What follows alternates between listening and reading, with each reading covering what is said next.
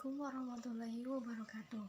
Nama saya Eva Fatihatu Nikma dengan NIM 20174040443 dari kelas 3 MPIA.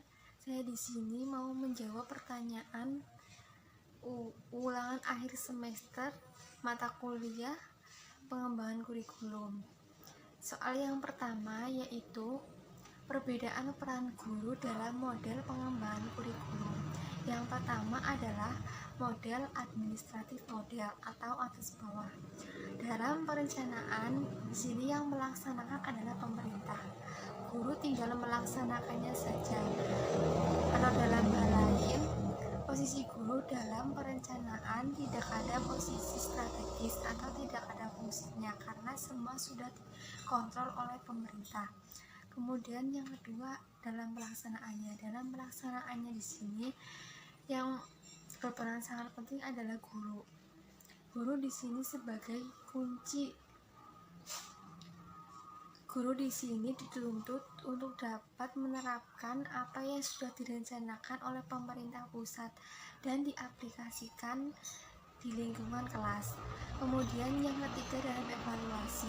Dalam evaluasi ini yang berperan sangat penting adalah pemerintah.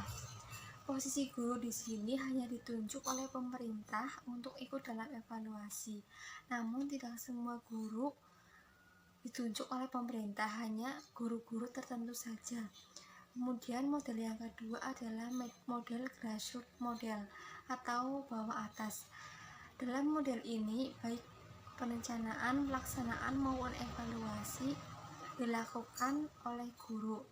Artinya peran guru dalam model ini sangat penting atau sebagai kunci, sedangkan pemerintah hanya mengontrol saja. Kemudian yang ketiga, model eklektik atau campuran.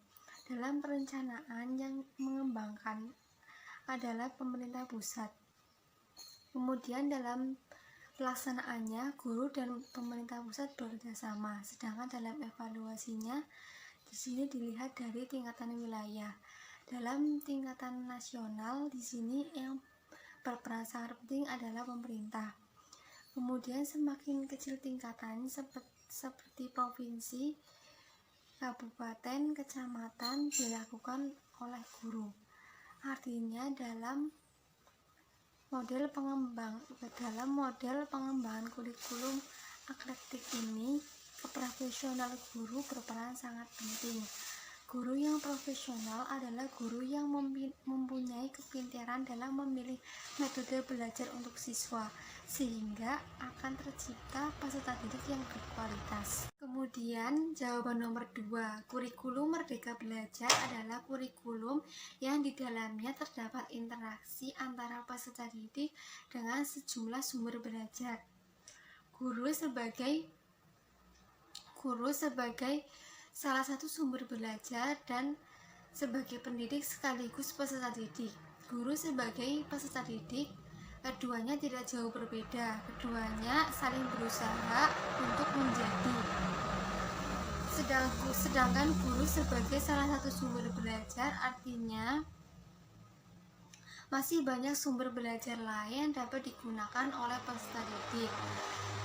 Dan sebagai konsekuensinya kita sebagai guru, kita mempunyai kewajiban untuk memberikan keleluasaan kepada peserta didik dalam menentukan sumber belajar lain, baik cara dan tempat sesuai dengan bakat minatnya.